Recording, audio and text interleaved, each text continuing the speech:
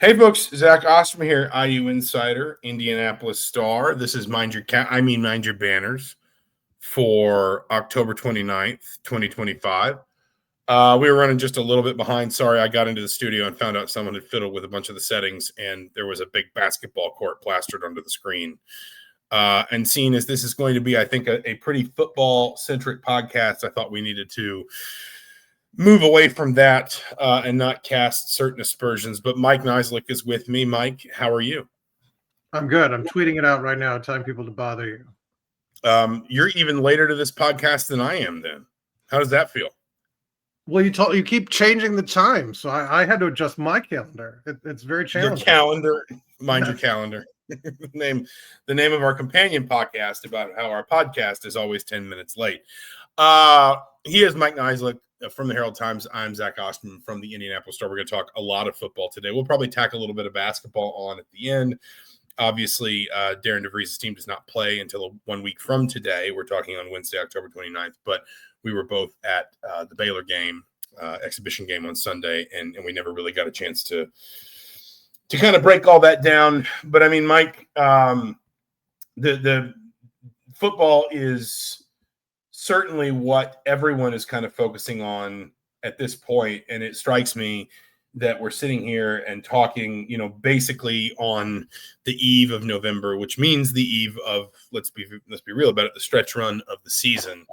And Indiana, both because of the way they've played and who they have left and the way they are playing, Indiana looks probably as well positioned as any team in the country right now. Yeah, I mean, you've seen kind of all the models in terms of the predictions. Like, I mean, Indiana, it's like up to like over 95% in terms of making the playoffs. I think Ohio State and them have the highest chances of winning the national title, and nothing we've seen from the product would dissuade me of those. The number. I mean, it just looks like a championship contender. They don't play down to their competition. And the last 2 weeks, they've sort of rolled through, mediocre teams, while not playing their best, but still, like I said, winning handily, and the game's never sort of in the balance, really at all. And so, I mean, that's all you can do as a number 2 ranked team in the country, and sort of like all eyes, the team's not doing it, and Coach Cignetti's obviously not doing it.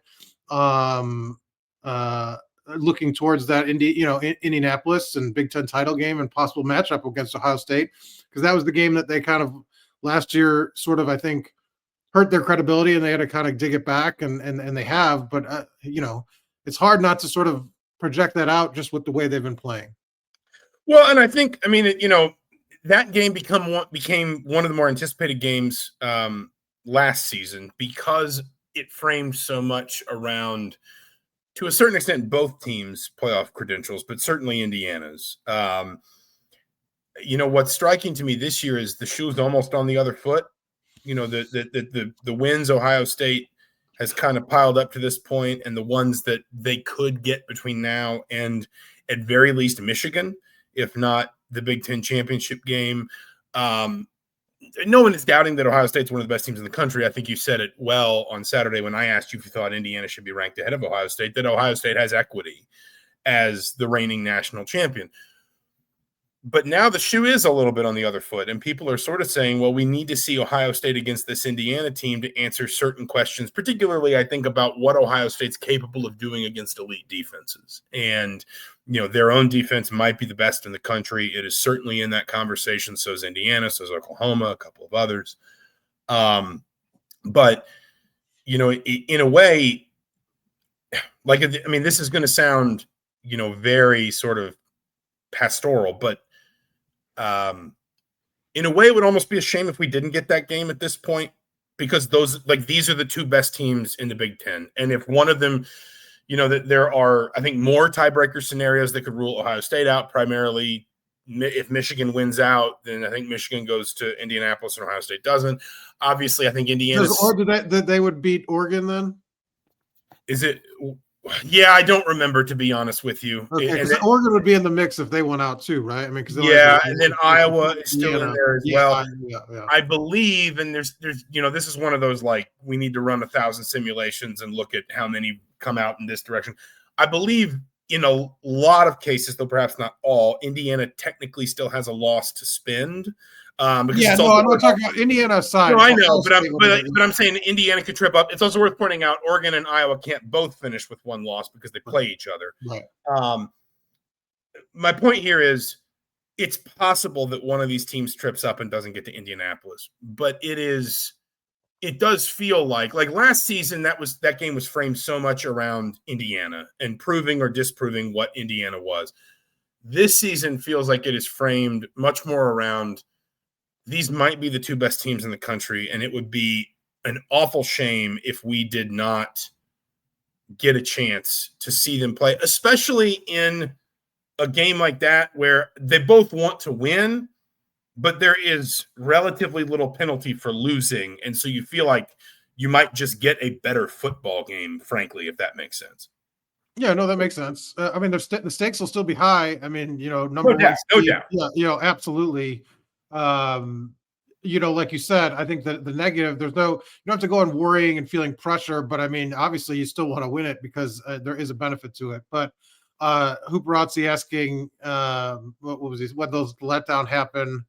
Do you see any, I mean, we've kind of talked about what's left on the schedule. I mean, Maryland this week, they got the freshman quarterback, and they're always a team that has athletes just because of their sort of recruiting area. Loxley, I don't think the knocks on Loxley is that he can't recruit. I mean, he certainly can. It's just more sort of the development piece and in-game coaching that leaves something to be desired. Is this a game at Maryland? I think it's their homecoming. Is that right? I think you've mentioned that. It is. Yes, it's their homecoming. But they've lost 3 in a row. Yes, they started out 4-0 and they lost their last 3, and all of them. And Zach's doing his packing right now as we're watching the podcast. This is exciting. No, but I mean, we talked kind of a comparison to Penn State, where again a more probably talented team, but I think more is in a spiral than Maryland is, even a team that lost 3 in a row. Like, how do you frame kind of? I mean, is this a game concern you at all in terms of them being able to trip up Indiana?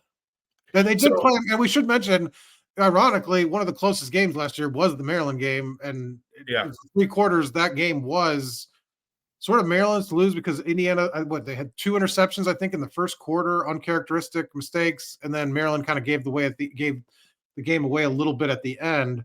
What say you about this weekend's game? You'll be there. So first of all, Charles asked, does a one-loss loser of the Big Ten championship game still get a bye? Because, and I think I've said this on here before, but people should remember the 4 byes in the playoff don't go to the 4 highest rated conference champions anymore. It's just the 4 highest ranked teams. We're done with that, like where are you ranked versus where are you seated thing. The answer to that is, I think it depends on what happens elsewhere, but I think Miami losing probably helps, because the perception was maybe that an undefeated Miami was going to make it hard for a one-loss Big Ten championship game loser to, stay in that top 4. But I think the path is wider now, let's put it that way. And it will depend obviously on what happens in the SEC too. Like, for example, I think right now the SEC championship game would be Texas A&M, Alabama. A&M's undefeated. Alabama's got 1 loss. Well, if Alabama wins that game, then we need to have the conversation.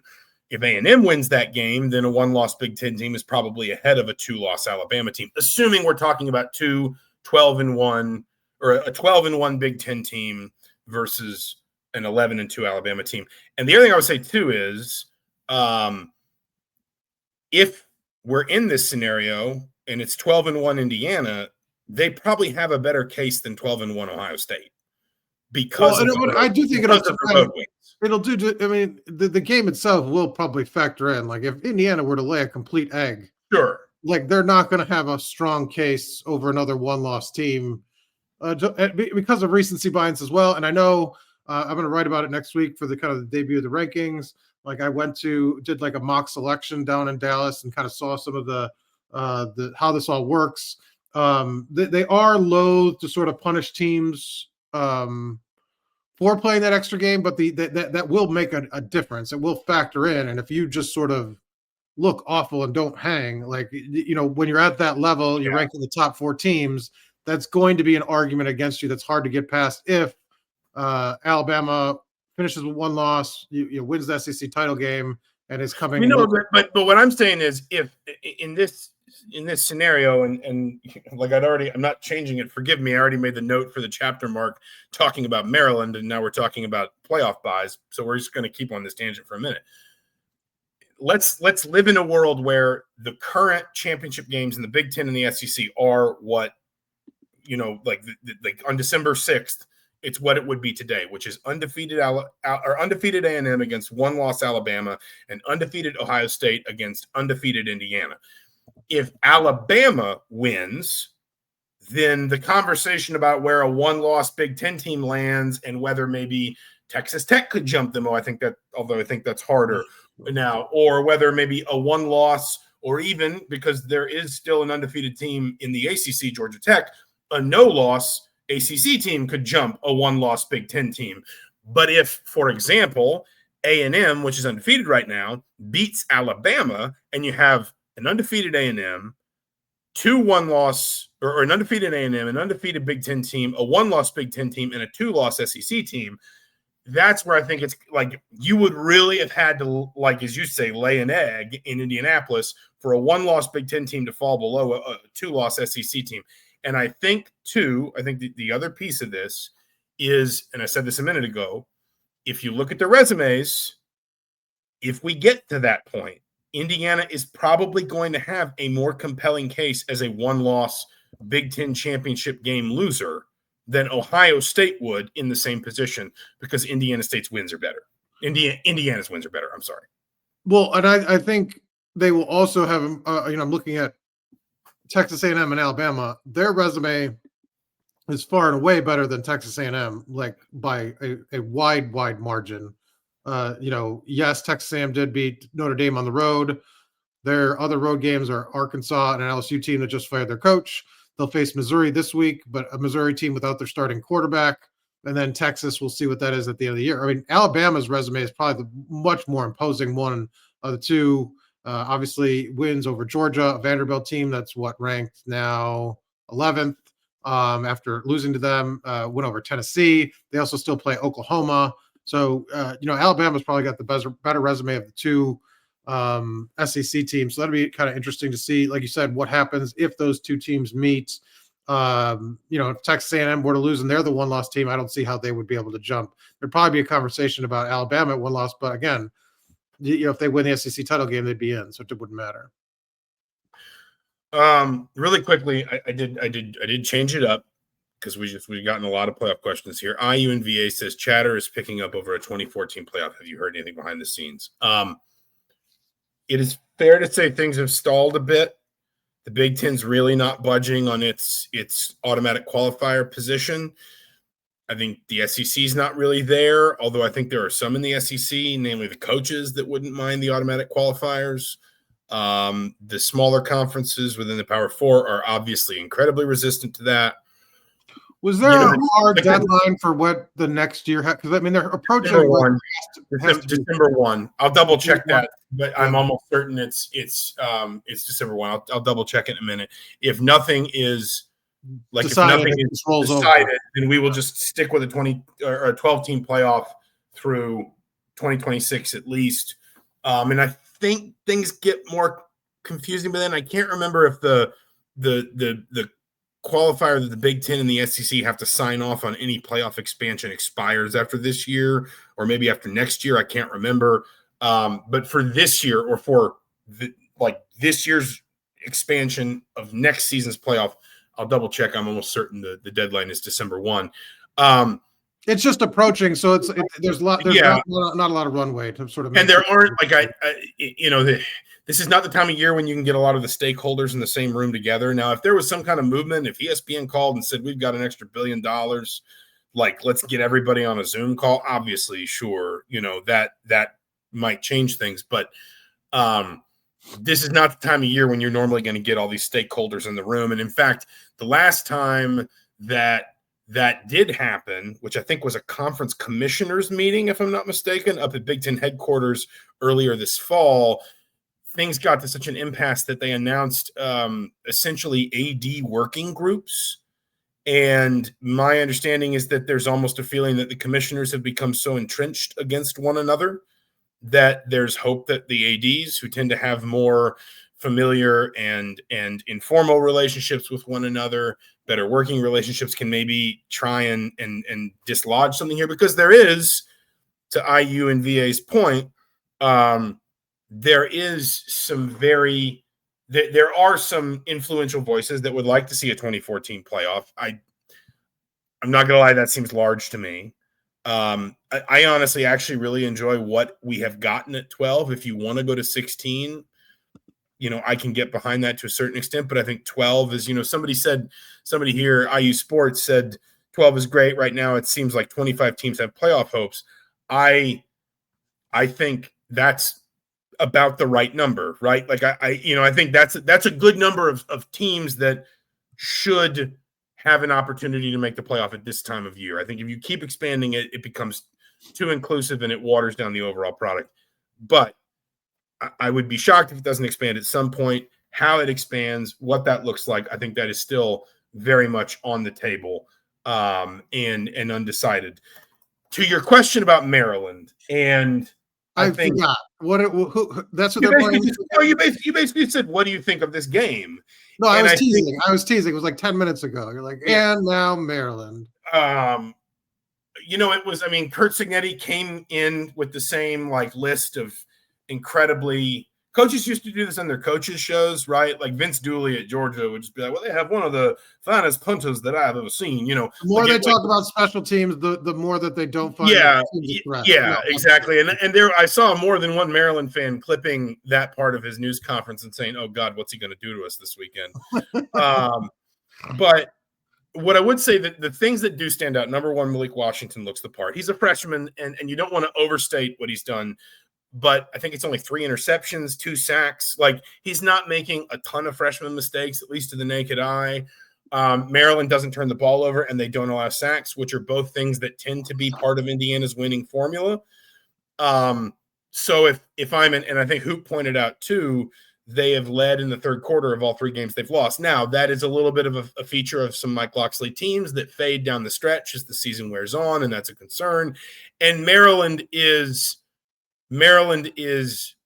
pretty young. We talked about this in I think it was the podcast over the weekend when Roman Hemby, Kellen Wyatt, Maryland moved a fair number of veterans on after last season, sort of trying to reclaim a certain sense of locker room culture, I think. I'm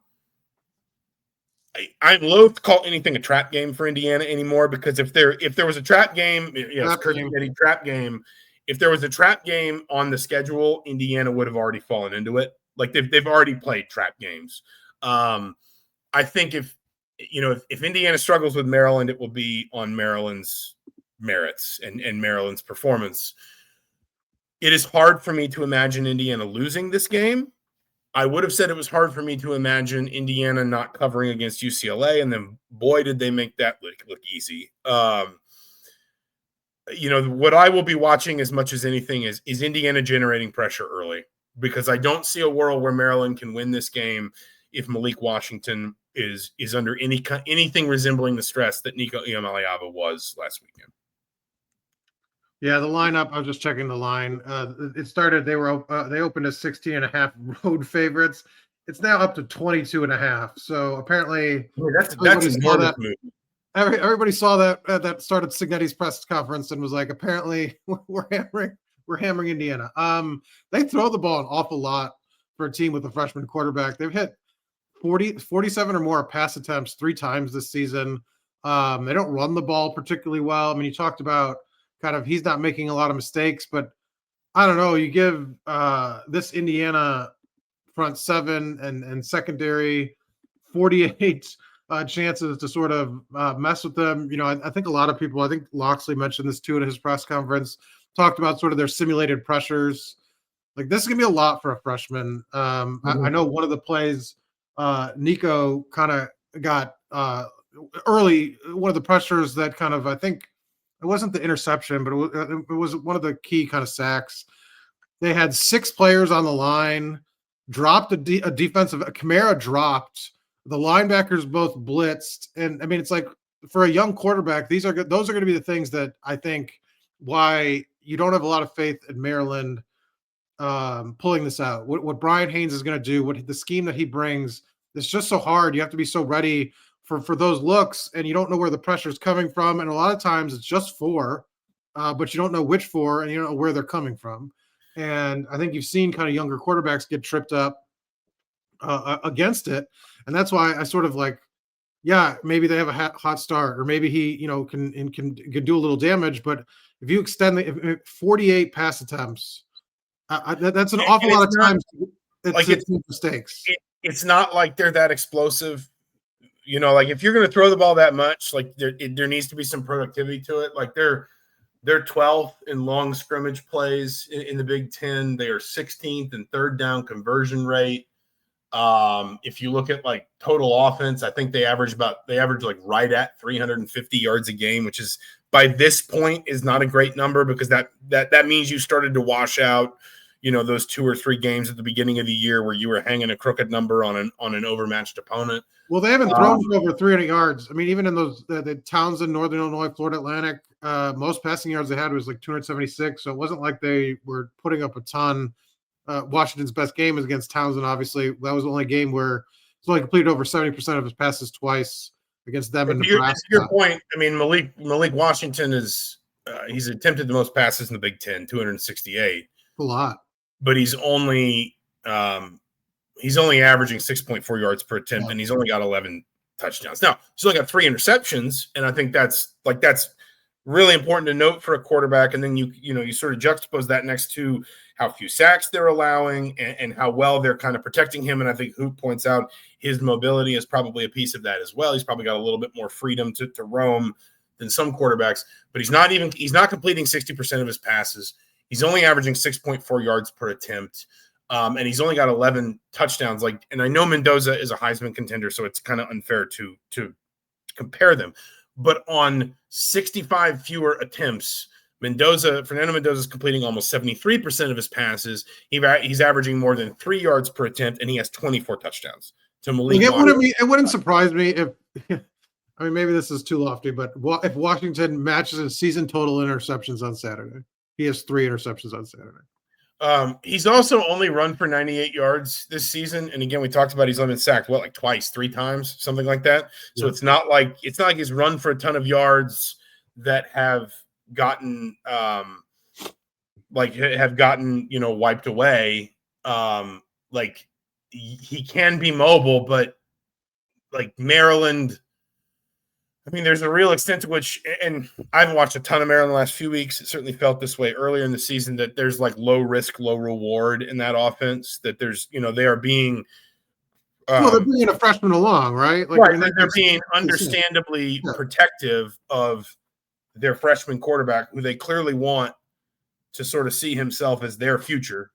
But yeah, I mean, it just like they are limited. And then again, there is also this thing that we kind of talk about with Maryland where they tend to kind of fade. They start well in seasons and then they tend to slip a little bit.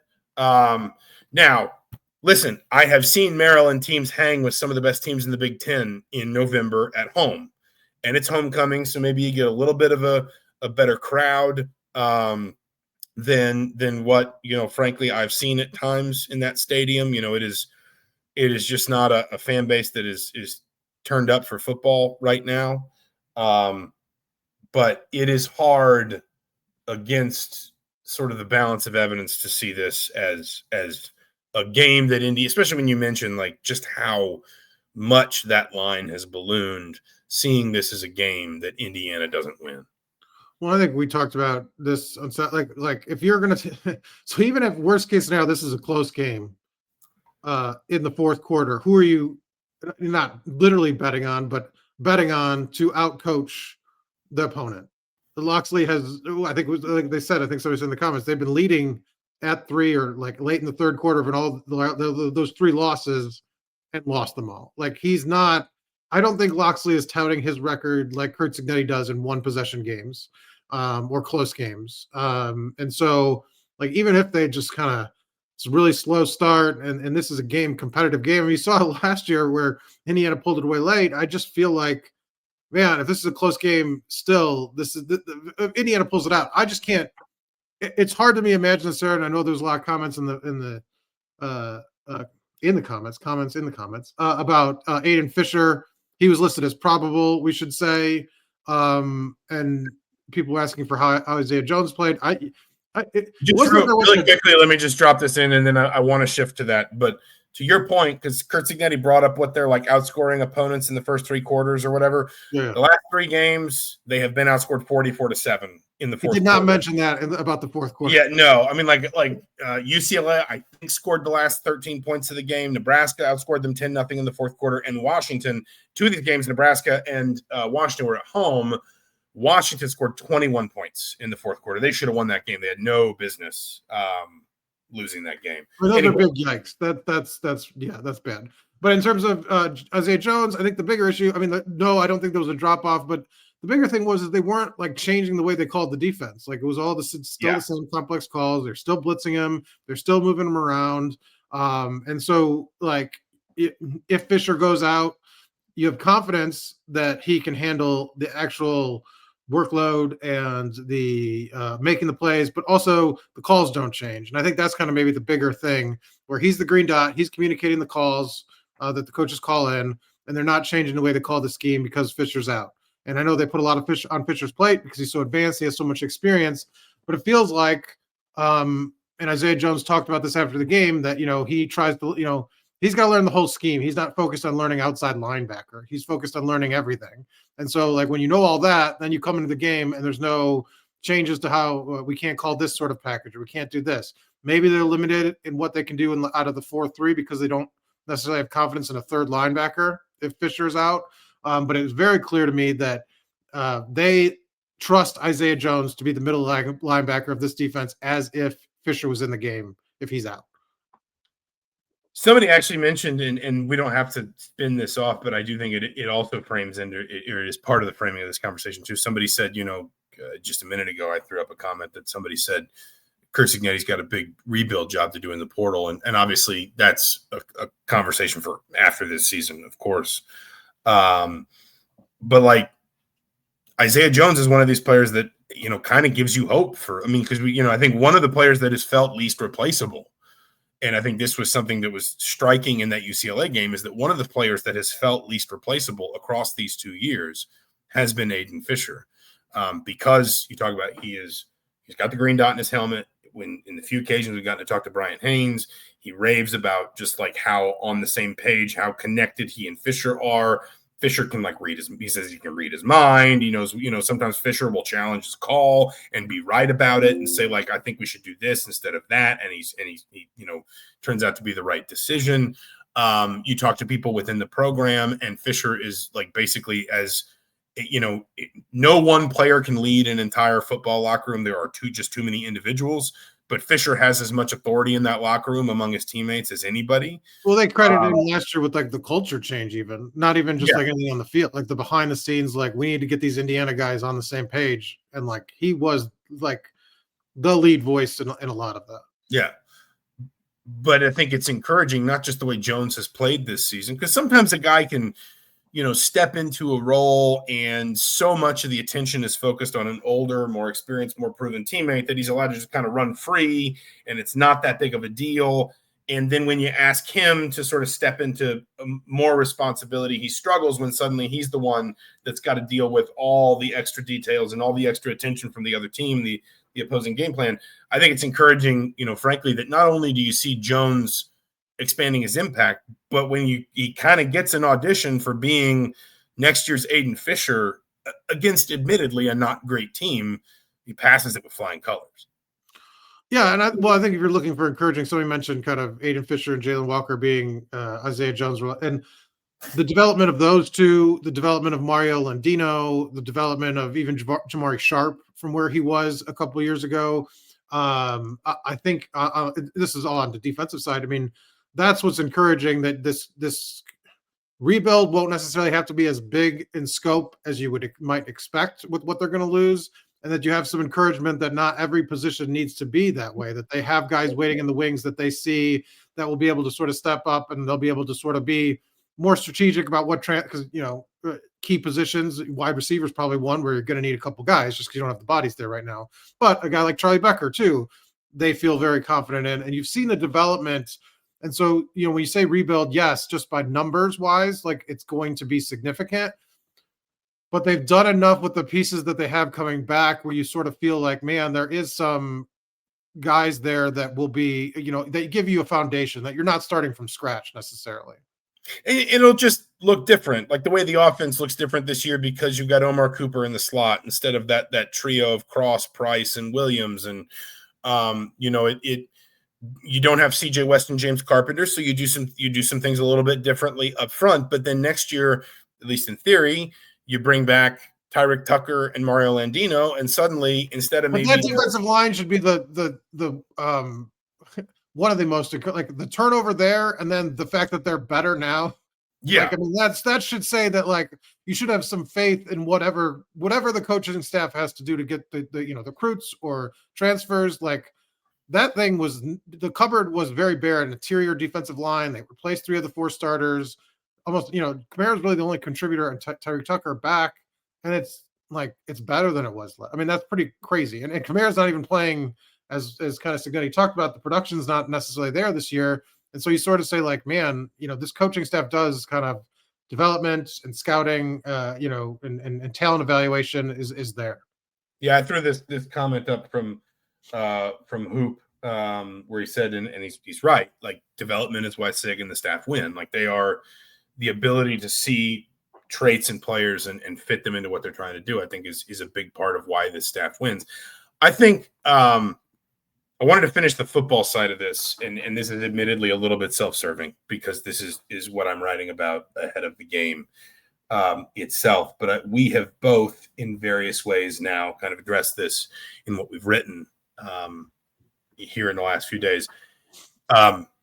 Fernando Mendoza's Heisman campaign is going from something that is theoretical, because in September and October we can talk about Heisman favorites and Heisman odds lists and things, but at the end of the day, so much is going to change and churn over the course of a season. But number one, because quite frankly, we are just running out of season. And so, Mendoza has put so much already on film. And number two, because we look at some of these games Indiana's got coming up and we say Mendoza should probably be able to continue strengthening his resume, barring an injury, of course. This does feel like something that is going to be sticking with Indiana through the rest of the season. Yes. And I think you talked about, I don't think you said this on the podcast, maybe it was in a conversation we had, that of all the things that Cignetti's had to deal with, this is not one of them. Yeah. A Heisman candidate navigating. He's had conference players of the year, but he's obviously never had a Heisman candidate. No, but this is on a different level. And I think Fernando, you sort of see him sort of recognizing the weight of it. The idea that he's texting with Matt Leinart, and the idea that, the social media thing's not new, but the idea that he's very conscious of, like, getting drawn into these things. And, he can't ignore the HeisMendoza chance, but he does not really want to sort of, I think, go down that road and think about it. And it becomes increasingly hard as you're knocking down candidates and there's only 5, 4, 3 guys with legitimate shots. It does feel this year like there's less people in the conversation or that have maybe have a legitimate shot than in recent years past. I think some of it's going to be results based here down the stretch. Like, if Alabama wins out and Ty Simpson has sort of a shining moment against Auburn or Oklahoma or the SEC title game, will that sort of stand? Because I think Mendoza's big moments came early, and outside of, like, maybe the Big Ten title game, does he have a chance here to sort of do something to get on the mind? Because a lot of it is recency bias, I feel like, in these awards that can be. Are people going to remember Oregon if they lost the Big Ten title game or something. It doesn't seem like that would kind of carry the weight of winning a game late against a big opponent. And I think the only one Indiana has left really is that Big Ten title game potentially. Or maybe one of these games is close and he pulls it out. But I think they'd rather that not happen and give and boost his resume, right? Like they'd rather just win these games easily and get through. Zach is freezing up, and now yeah. I don't know what's going on here. You're breaking up. Am I back? Your internet connection has gone back to 1995. There's no way we could pull off this in 1990. Let's be really clear. There's no way we could pull this off in 1995. The idea of a live podcast done remote, the idea of a podcast at all in 1990. Guys, I have a great idea. You just need to stick with me for 20 years and we're all going to make it big. I would say a couple things. Number one, you're right about the moments. But the flip side is he does have them. So, you compare him to like Ty Simpson, you compare him to Julian Sayin. He does have those moments. I think what's important for him is to stuff his stats now and to get to the end of the season and be able to say, I had both the numbers and the consistency. Right now he's leading the nation in touchdown passes. If I'm correct in this, he is tied with our old friend Brendan Sorsby among quarterbacks for total touchdowns if you include touchdown passes. Some statistics do, some statistics don't, but he's got 27 rushing plus passing. If I'm not mistaken, Sorsby, who's 20 plus 7, is the only other quarterback that has that many nationally. I'm like 99.99% sure he leads the Big Ten in that number. And I looked this up. Our good friends over at For the Win posted some Heisman odds. If you just want to, I won't read them all out to you, but to give you a sense, Haynes King is 8th at plus 2,500. That's for a guy who's got his team off to an 8-0 start as well, who I think has something like 18 or 19 total touchdowns. He's much more of a rushing quarterback. Jeremiah Love is 6th. Gunnar Stockton surprised me a little bit, is 5th. There's been a lot of, and I wanted to bring this up because Hoop says, why hasn't the athletics department started a major campaign? An SEC school would have made a documentary by now. There has been an awful lot of Diego Pavia hype that I think has been driven, at least in part, by Vanderbilt starting a campaign for Diego Pavia for Heisman. I don't think most schools do that. I think the ones that do that I think it's tough, feel like they need to. They can do that in December. There would be no problem with after the Big Ten title game. I think there's a week voting, maybe. No, the championship Saturday is December 6th. The votes are due December 8th. Okay, a couple days. But in December, I think the season's over, the regular season's over, and you're sort of, because right now, like I said, I don't think Cignetti would have sort of approved the idea of focusing on one player of the team, 100%. Sort of dealing with trying to put these out there and promote this. But at the end of the regular season, I think it is fair to be like, here's this guy's numbers. And most schools kind of do that and remind guys, what their moments were and things like that. So it's different, and it's not played out in the media necessarily. A lot of that's behind the scenes to try to get to the voters. So I would be surprised if they didn't do any of that later. But right now, with so much time left in the season, I can't see them. That would not go fly in sort of the focus that the Cignetti wants from his athletic department on down. And Hoop says beating Ohio State wins in the Heisman. I agree with that. Or at least I think that would factor heavily into the calculus. To finish off these odds, Marcel Reed is 3, Julian Sayin is 2, and Mendoza and Simpson at plus 325 apiece. I think this comes from BetMGM is what For the Win used.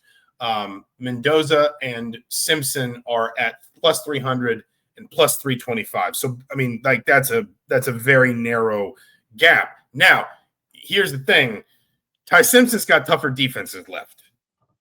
That's where I come back to the idea you mentioned. Does Mendoza? Do people forget that Mendoza had these moments like the game-winning touchdown pass at Iowa, the game-winning drive at Oregon? The flip side is, like Auburn has all kinds of problems offensively, but their defense is outstanding. I think you mentioned, correct me if I'm wrong, Alabama also still plays Oklahoma, which might be pound for pound the best defense in the country. You don't have, like, you can have great moments in those games that win you the Heisman. You can also have bad moments in those games that drop you behind somebody else. Whereas, again, at least on paper, that Penn State game, possible exception, Fernando Mendoza is looking at a lot of games here where he should be able to, kind of comfortably just keep pushing his numbers up. And then Indiana can say, hey, listen, in terms of moments, 5 touchdowns against 2 incompletions in prime time against what was then a top 10 Illinois team, the game-winning throw at Iowa, the game-winning drive at Oregon. He's got those. He's just got to sort of pair them to the numbers. And Justin Beard makes a good point here, too, about the Ohio State game is that is maybe like Ohio State, Indiana, Oklahoma, probably the 3 teams with the best argument for defense and best defense in the country. And Ohio State in particular, I think a lot of people have looked at Ohio State and said what makes them great is who their coordinator is and how much pro-style stuff Matt Patricia is getting the Buckeyes to run right now. And if Mendoza goes out and has even a good day, like you don't have to throw for 5 touchdown passes in that game. If you have even a good day against that Ohio State defense and win that game, that becomes another one of those moments, I think. Yeah, it would. I mean, but it's a two-part thing, right? If he has a great day and they lose, I think he's automatically out. I just don't think that there's a way to.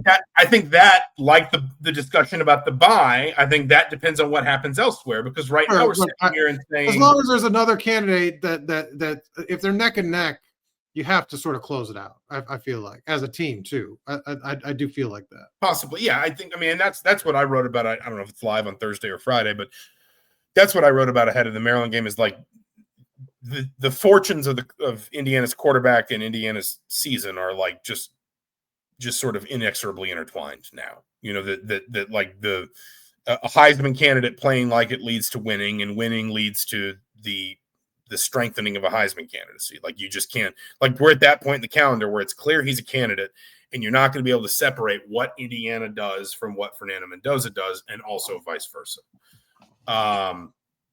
To any other football business, I do want to talk a little bit about basketball because I don't know when you and I are going to get to do this next week because the opener is on Wednesday and then we're going to be off to separate parts unknown next weekend. So any other Converge. I don't think you remember. You are driving me home from Chicago. I hope you remember. I'm okay. That is an if. I'm just like, I need you to be able to get to Chicago from State College first. Why would? Well, I'm not flying from State College, so that's right. You're flying from Pittsburgh, so I'm okay. I think I'll be okay. But the airport made famous by a Jay Baruchel movie. So I hope you do remember that. Any other business? I'm trying to forget it. By the way, that's right. So mean. No. Okay. All right. Well, you want to talk about the Halloween candy? His costume. I know you wrote an Enterprise piece about that. You could an Enterprise piece, 200-word Enterprise piece about Kurt Cignetti basically just being like, I don't remember what I dressed up for Halloween. I just like Snickers bars. Which, by the way, my favorite part of that. Like, look, I understand not necessarily remembering a Halloween costume, but not knowing if it was Superman and Batman is very interesting to me because one requires a mask. Batman wears a mask. Superman does not wear a mask. They're very different costumes. It's just about the candy. Like Spider-Man and Batman would make more sense because you have a mask, but like Superman, it doesn't compute. It's just about the candy. You should have done an investigation. You should have found out what the costume was. All right, that's enough. That's enough from you. No, you asked if I had Kurt Cignetti's childhood Halloween costume. You and I are both courtside for IU Baylor. Indiana squeaks out an exhibition win. I think, we both kind of talked about this in different ways with what we wrote. But it is striking to me, like, does just kind of feel like we already know what Indiana is, like, for better and worse. I mean, they're so experienced, like, so many of the terms of, like, what this team can do feel, and we've seen them so much. And I know you weren't in Puerto Rico, but I mean, in the general we've seen them so much that, like, it feels like we kind of know what, that they're going to be too small in some games. They're going to slander Hooprazzi. That's you almost fell asleep. You almost fell asleep. Mind your naps. They're going to be too small against some opponents. Length and athleticism are going to bother them. They are also going to be a lot more experienced than most of the teams they play. They need to get healthy. They have a lot of different ways to score the ball. I know this team is obviously going to evolve as the season goes along, but it does feel like we have a better understanding than normal of like what this team is and what it's capable of, at least generally, than we would on October 29th in the average year. Yeah, I mean, with obviously an international trip and sort of with the focus on making this team not hidden sort of in the preseason, they had the open scrimmage, they did, all sorts of stuff. So you kind of got to see them a lot. I still think health is sort of an intriguing question. This team didn't have a ton of depth to begin with, and now they've got 4 guys out. We kind of anticipate them getting one of them back for the opener. But how long can they go with the short roster? I mean, they only played 7 really in the exhibition, and they looked tired at the end. I mean, they did look a little gassed in terms of, why Baylor was kind of able to get back into that game. And does that sort of add up? Because you can kind of wreck a season if you kind of, kill your guys in the non-conference, and they right now they just don't have the bodies to not try to do that, and that's really challenging. So I think that's going to be sort of a balance for DeVries here in the next 4 or 5 weeks as they wait to sort of get Rid Stitch back and Jason Drake and back in the rotation too, because once they get back, they're not immediately going to get 25 minutes a game or something like that. You got to work them up and throw them in there, and then what if there's another injury? What if something happens? And so I think it's going to be a real tenuous balance to try to get through this 4 weeks with all those guys, 4 to 6 weeks with trying to get back to a full complement of a roster to try to not, have anything else pop up and kind of wreck. Because you just basically look at the Big Ten schedule. But I do think it'll be interesting to see how he sort of balances that, because like I said, I just felt the team was tired at the end of that game on Sunday.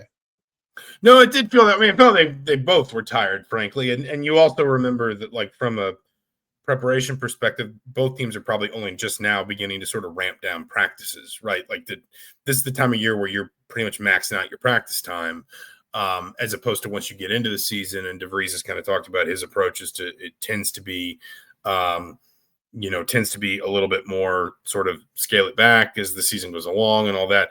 Now Baylor also had the travel element, so let's not underestimate that. And you don't want to read too much into exhibitions in general.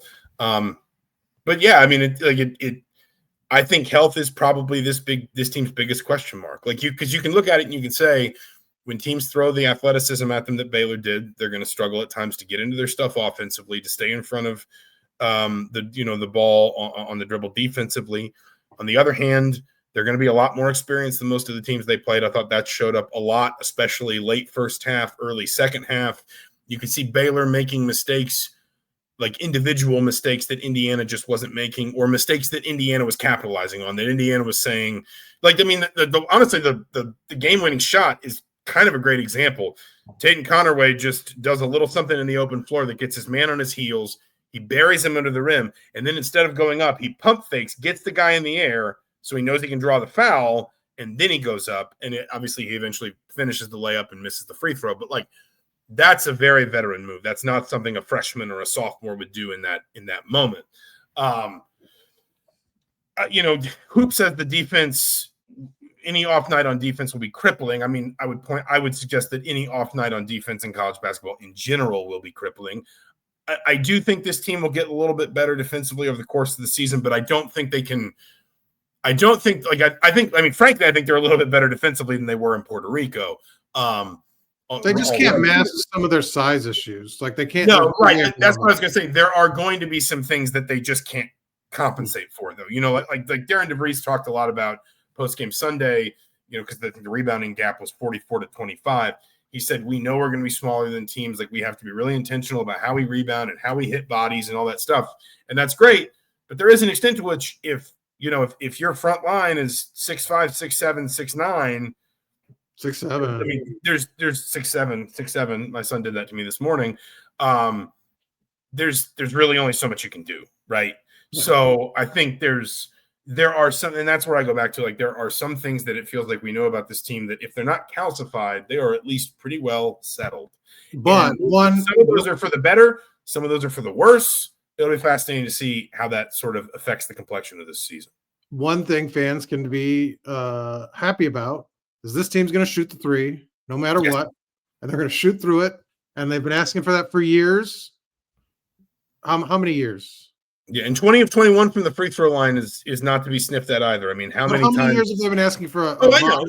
I know. But what I'm saying is, I think those two things kind of go hand in hand. Like teams that shoot well from three tend to be teams that shoot well at the free throw line. But I'm saying, if nothing else, fans will get their money's worth in 3-point attempts for this season. I also think it's like the way they get threes, like to their credit. And we talk about maybe the athletic disadvantage at times.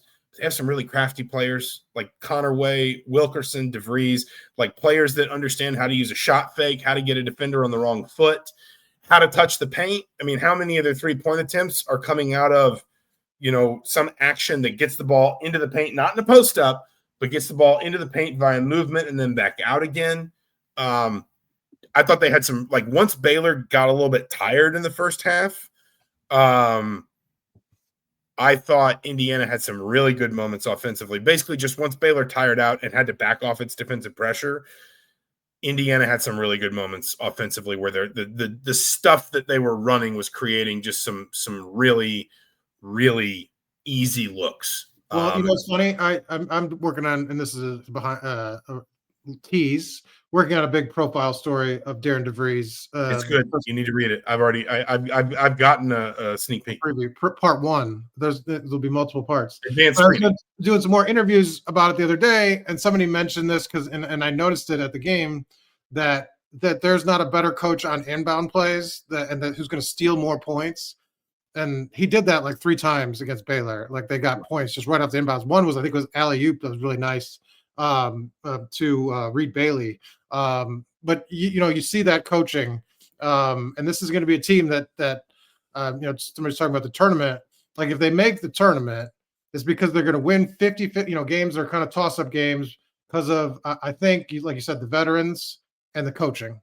And I think that could get them over the top here. But I think you saw evidence of it.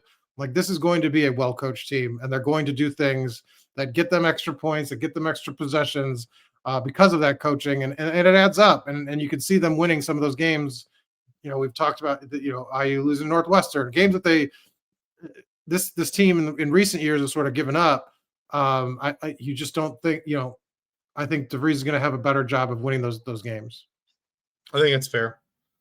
They have one more week until they open November 5th at home against Alabama A&M. But between now and then, Indiana plays at Maryland. Mark asked, what are IU's odds to win the Big Ten? To be honest, Mark, I have not seen odds released on that yet. I'm sure you can find them, but I would be loath to cite them on October 29th, given how much rosters turnover anymore. I'm guessing. How would you even predict that? Like, what would? Yeah, I'm guessing Indiana's not in like the top 6, maybe even the top 8. But I think I would not look at odds like that until like January 1st, probably. And then Hoop said, has anyone seen this team completely healthy? The answer is no. Because Jason Drake was not in Puerto Rico. Nick Dorn has not been healthy pretty much since he set foot on campus, I believe, because, pun unintended, of a foot injury that needed to be repaired and healed. So the answer is no. No one has seen this team completely healthy. And who knows if we will this season or not. But I think Indiana can at least get to a place, Dorn should be back, as you said, for the opener. If you can get just one of Ristich or Drake back, comfortably in time for the new year, then that gives you, I think, some of the depth that you're going to need at the point guard position and at the guard rotation in general if you're Indiana. Maryland on Saturday, 3:30 p.m. CBS, right? I'm not losing my mind. 3:30 p.m. on CBS. I will be there. Mike will be following along from home. I don't know what we'll do for post-game podcast. Might be both of us, maybe just me. I'll figure something out. I don't want to. I just got dropped really quickly. Well, I don't want to impose on you. I'll give it a shot. Maybe. Hey, to take people behind the scenes, like we weren't going to do one necessarily with the Oregon game, and then they won, and it's like, well, we probably need to do this, right? So let's, Well, I was ready either way, and you're like, I only want to do it for winners. That's my thing. I mean, it's called front running. It's what we endorse here at Mind Your Calendars. This has been Mind Your Banners for October 29th, 2025. He's Mike Niziolek. I'm Zach Osterman. For the Herald Times and the Indy Star, thank you so much for watching. If you've been watching along, thank you so much for listening. Remember to like and subscribe on the YouTube channel, and we will talk to you soon.